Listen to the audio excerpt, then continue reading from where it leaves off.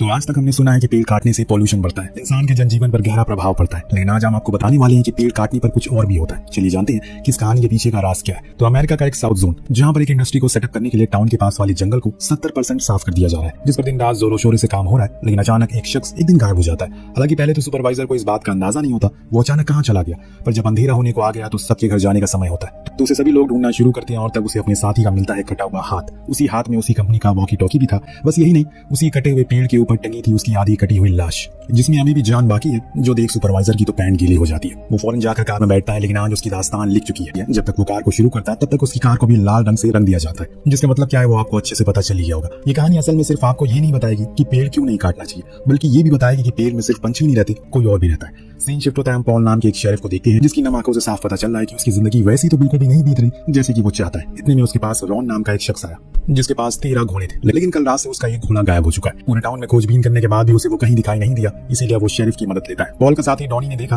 कि फार्म का गेट खुला है, जिसका साफ मतलब था कि वो रात में भाग गया होगा, और इसीलिए ये लोग इस केस को ठंडे बस्ते में डाल देते हैं। इस बीच डॉनी को रॉन की बेटी नजर आई, जो उसे अच्छी लग रही है, तो पॉल ने उसे याद दिलाया कि कैसे उसने उसके माफिया बॉयफ्रेंड को उसके सामने ही शूट कर दिया था। तो अब उसकी ओर देखने की हिम्मत भी वो ना करे, वरना वो उसे अपने प्यार का बदला ले लेगी। दोनों इस बात पर खूब हंसते हैं और घर के लिए रवाना हो जाते हैं। हमें पता चलता है कि पॉल अपनी बीवी के साथ नहीं रहता और कुछ उम्मीद से भी ज्यादा है उसकी ख्वाहिशें, जिस पर पॉल खरा नहीं उतरा। हालांकि वो कोशिश तो बहुत कर रहा है, लेकिन उन दोनों के बीच उसका बेटा एडम पिस रहा। खैर आज सैटरडे है तो एडम अपने डैड के साथ रहने के लिए चला जाता है। डिनर बनाते समय एडम ने पूछा वो और मॉम दोनों लोग साथ में रहेंगे पहले की तरह, तो उसके पिता ने कहा कि बेटा अभी समय लगेगा, क्योंकि अच्छी चीजों को समय लगता है। पॉल नहीं चाहता कि उसकी जाती जिंदगी का असर उसकी बेटी की जिंदगी पर पड़े, इसीलिए वो उसे कुछ भी सच नहीं बता रहा है। तभी उसे किसी की आहट सुनाई दी।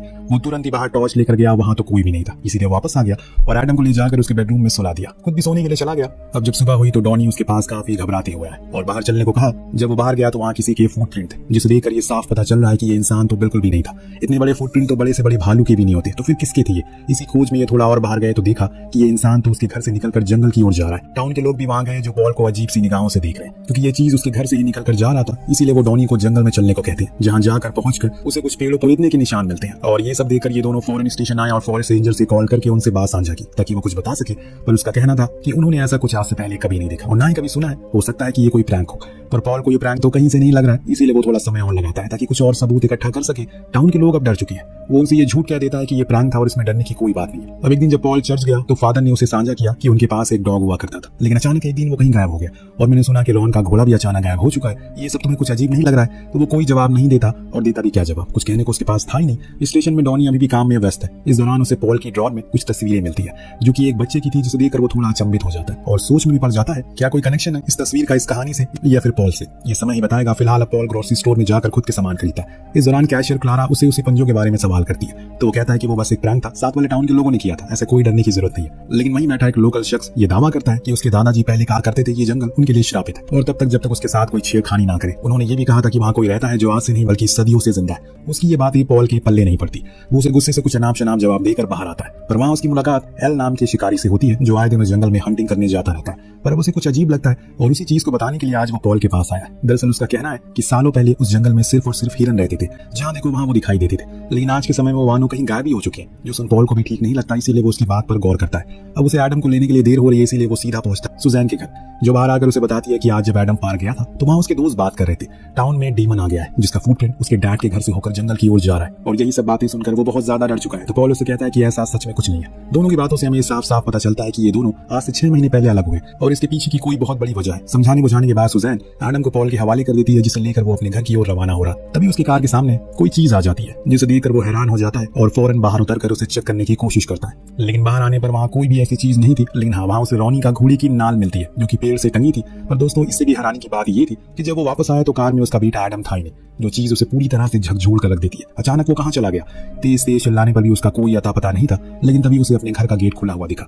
वो अंदर गया तो उसे एडम वहीं मिला, जिसने उसे जोर से गले से लगा लिया। वहाँ एल के बारे में डॉनी उसे मिलने के लिए जाता है, तब उसे कुछ बातें बताता है उस जंगल के बारे में जो बचपन में उसे दादी ने बताए थे। उनका कहना था कि उस जंगल में आत्माओं का वास है, जो कि सदियों से नहीं बल्कि एक जमाने से रह रही है वहाँ पर। और कुछ सालों पहले भी हमने देखा है जब ये बच्चा गायब हो गया था। अचानक टाउन के लोग अगले दिन उसकी लाश 30 फीट ऊपर पेड़ पर मिली, जिसका मतलब ये साफ है उस जंगल में कुछ ऐसे जीवों का वास है जो इंसानों से परे है। ना इंसान ने कभी उन्हें देखा, और आज से पहले उसकी बातें डॉनी के मन में डर पैदा कर रही हैं, पर वो कुछ कहता नहीं। सुबह में सुजैन और पॉल को एडम की पीटीएम में देखते हैं, जहाँ उसकी टीचर उनके बेटी की काफी शिकायतें कर रही है। वो बताती है कि वो कुछ गलत वर्ड का भी इस्तेमाल कर रहा है स्कूल में, जो और बच्चों के लिए ठीक नहीं है। कभी कभी अपने छोटे भाई की बातें ऐसे बताता है जैसे कि मानो वो अभी भी जिंदा हो।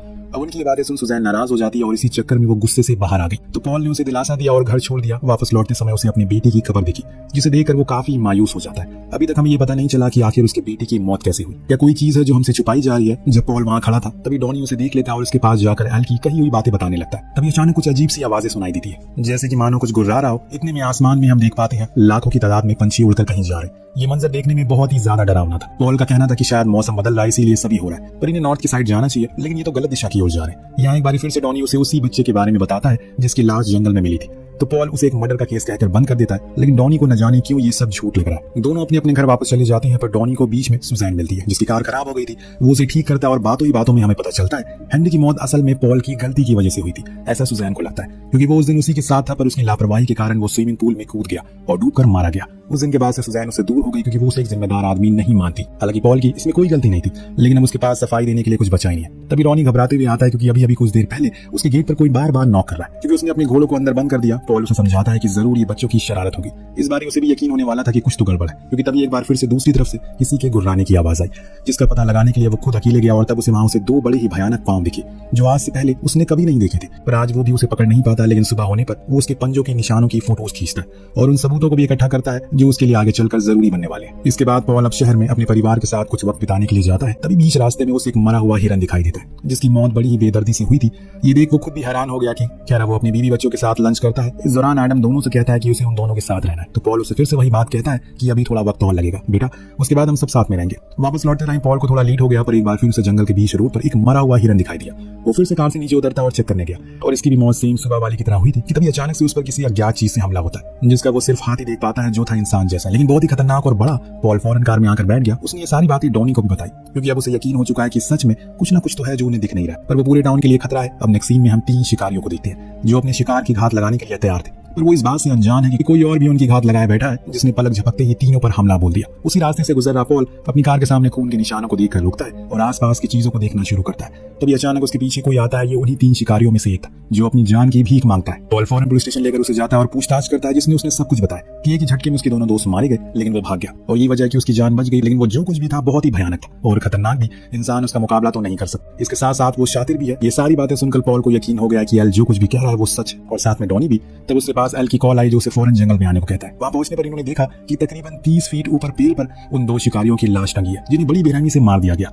ये सब देखकर पॉल को आज से 14 साल पहले उस खोए हुए बच्चे का ख्याल आया, जो कि हूबहू इसी तरह मारा गया था। उसने फौरन सारे सबूतों को इकट्ठा किया और हेड डिपार्टमेंट को इसकी इत्तला दी। रात में अब मौसम खराब होने लगा है, इसीलिए पूरा टाउन बंद हो जाता है। साथ में अपने अपने घर में बैठ जाते हैं। पॉल भी बंद था। तब उसके पास डॉनी मिलने के लिए आता है, जिसे वो कुछ एविडेंस दिखाता है जो उस कंपनी के थे जिसके वर्कर ने जंगल को काटने का काम किया, जिन्हें हमने कहानी की शुरुआत में देखा था। वो भी अचानक से गायब हो गया, पर उनके साथ एक रिकॉर्डिंग थी जिसमें हल्का साक्स था उस शैतान का, जिसे देख अब इन्हें पूरा यकीन हो जाता है कि हालात बिगड़ने वाले हैं। क्योंकि पॉल को यह लगा उस कंपनी ने उस जंगल को काट कर अच्छा नहीं किया, क्योंकि उसकी क्रिएचर का वो घर था और उन्होंने उसे उजाड़ दिया, इसीलिए वो हमारे घरों को तबाह करने के लिए आए।